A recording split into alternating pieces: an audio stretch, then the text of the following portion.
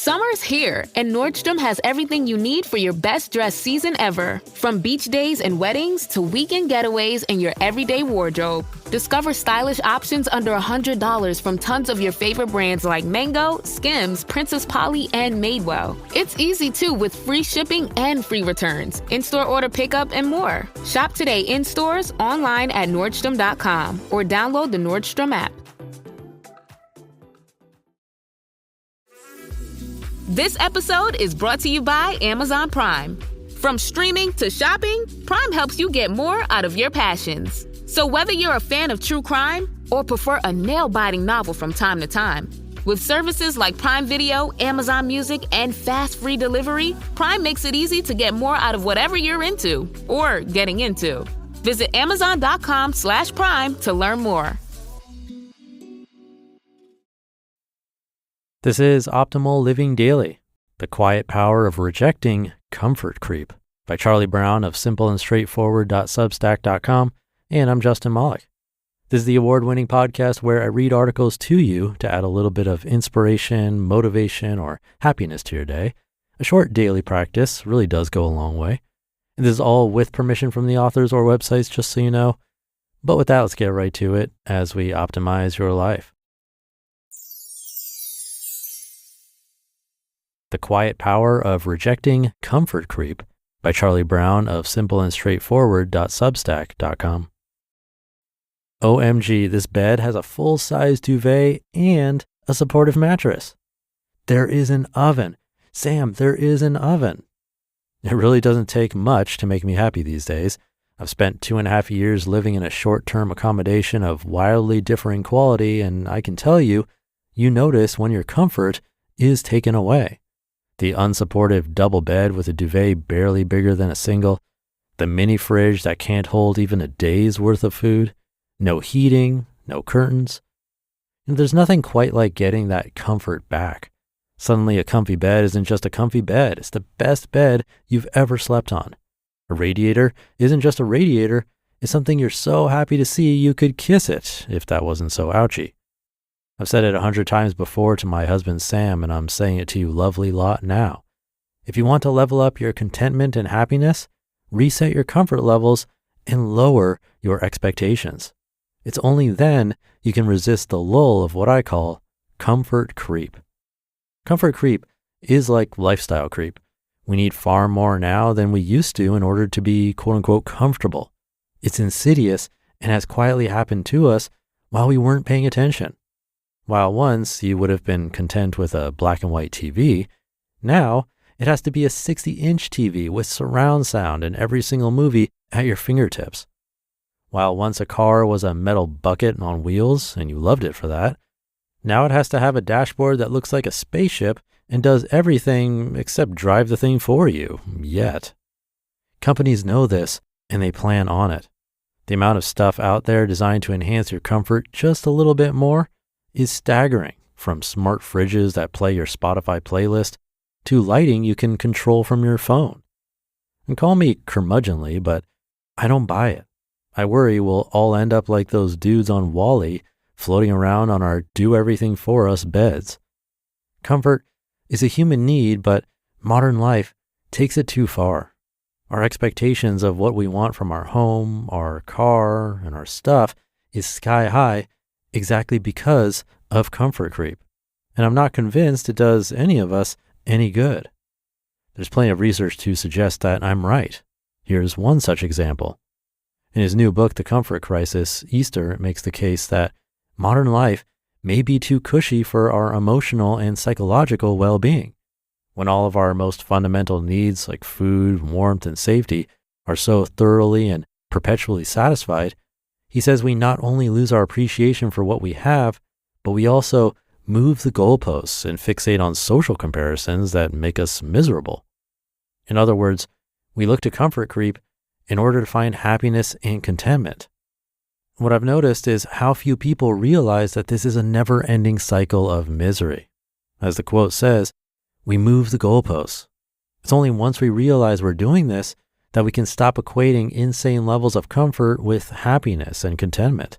It's only then we can kick comfort creep to the curb once and for all. It turns out that discomfort is not as bad for you as you might expect. A 2016 study in the Journal of Adolescence found that young people who spent 8 or 9 days roughing it in the wilderness enjoyed numerous mental health benefits, including reduced stress and improvements in mindfulness, happiness, self-efficacy, and life satisfaction. I'm not suggesting we all rough it for a few days to make us appreciate what we have, but I am suggesting that we could reset what we truly need in order to be comfortable. Right this second, I'm sat outside a coffee shop in the Romanian capital of Bucharest. There's no room inside, and I'm typing away in a not-so-balmy 0 degrees Celsius or 32 degrees Fahrenheit. You know what I really, truly want right now? Warm hands. That's it. I know that once I head home, sooner rather than later, I will appreciate the warmth of my apartment so much more than if I had been able to sit inside this coffee shop. It's a small thing, but by being mindful of it, I can supercharge my happiness this afternoon. Of course, all of this is easier said than done precisely because of those moving goalposts. Once I'm warm again, I won't think about it. As I continue to live my life on the road, I can say that I'll never take a good bed, an oven, and a warm apartment for granted ever again.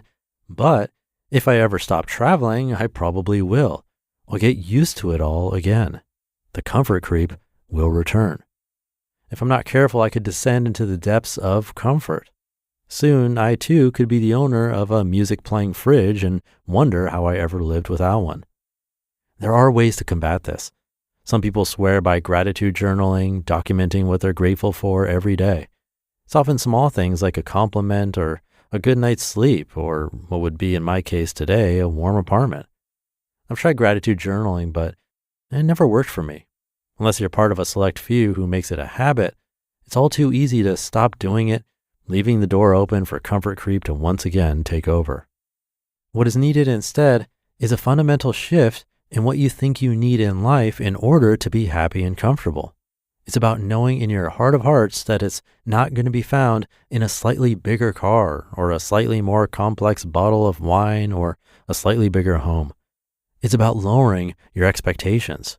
Once you do that, your happiness and contentment levels will go through the roof. And once that happens, life gets very, very good. And it's not easy to lower one's expectations. In places like North America, much of Europe, and Australia, we're conditioned to believe that bigger is better, that we deserve more and more. All I can say to this is Charlie and the Chocolate Factory. Look at Veruca Salt. She wants everything and expects it now and doesn't have a single jot of gratitude or happiness in her. Although Veruca's a bit of a ridiculous character, she is indicative of what an overblown consumerist society expects us to be, demanding high expectations, spoiled with the riches of an overworked credit card. No one wants to be Veruca Salt. We want to be Charlie, the boy whose expectations were low and gratitude was high. He was the one having all the fun in that factory because he didn't expect that much. Unlike Veruca, he wasn't a victim of comfort creep. Lowering expectations goes against everything we're taught, and yet it is one of the most effective ways to experience contentment, happiness, and gratitude. It's an amazing way to combat comfort creep because we're no longer looking to move those goalposts. They can stay exactly where they are. And we can get on the business of living a good life with less and be all the happier for it. You just listened to the post titled The Quiet Power of Rejecting Comfort Creep by Charlie Brown of simpleandstraightforward.substack.com, and I'll be right back with my commentary. The origins of this podcast were once just a dream. That dream turned into the podcast and business you're listening to today.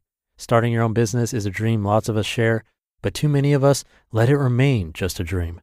Don't hold yourself back thinking, what if I don't have the skills? What if I can't do it alone? Turn those what ifs into why nots with Shopify by your side. Shopify powers millions of businesses worldwide and handles 10% of all e-commerce in the US, from household names like Mattel to brands just getting started. Build campaigns that reach customers wherever they're scrolling. Plus, Shopify's expertise covers everything: inventory, shipping, returns, and beyond. If you're ready to sell, you're ready for Shopify. Turn those dreams into and give them the best shot at success with Shopify. Sign up for your $1 per month trial and start selling today at shopify.com/old. Go to shopify.com/OLD. Shopify.com/old. Remember those ants and springtails I was telling you about that turned my front door into their playground? Well, it's been a few weeks since I started using Pesty, and now not a single bug in sight. What I love most about Pesty is the peace of mind. The instructions were incredibly simple. I had the whole treatment done in under 10 minutes with the sprayer, mixing bag, and gloves they provided. And the best part, it's customized specifically for my location and the seasonal bugs in my area. And it's so affordable compared to traditional pest control, just $35 per treatment versus the $800 plus per year other companies charge for essentially the same service. Pesty gets rid of over 100 types of bugs and is completely kid and pet friendly. Plus, they offer a 100% bug-free guarantee or your money back. Now's the time to protect your home from bugs with Pesty. Go to pesty.com/old for an extra 10% off your order. That's pestie.com/OLD for an extra 10% off. Take it to Charlie. I can definitely relate to this. I too have gone through different phases, living with family, friends, alone, and so on. It's really interesting how quickly my perspective shifts and I get used to how I'm living. I mean, when I was volunteering way up in the Rocky Mountains for a month, I was living in a small tent with a stranger, and all we had were 2 tiny beds. But it felt normal after maybe a week or so. Coming back to a bigger bed with a decent mattress felt like the greatest luxury ever. But same thing, within, I don't know, maybe a week, maybe even less, it felt normal, and I could be thinking about needing a bigger TV or something else.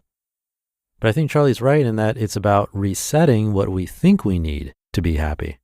Maybe we don't need to sit outside in freezing weather like Charlie did, or volunteer in the Rocky Mountains like I did, but we could definitely use a little perspective shift now and then. And hopefully something like this, a short daily podcast, can work as a daily reminder. So with that, thank you for being here with me every day for this daily reminder. That's how I'm able to keep going, is you coming back to listen every day. Have a great rest of your day, and I'll be back tomorrow as usual, where your optimal life awaits.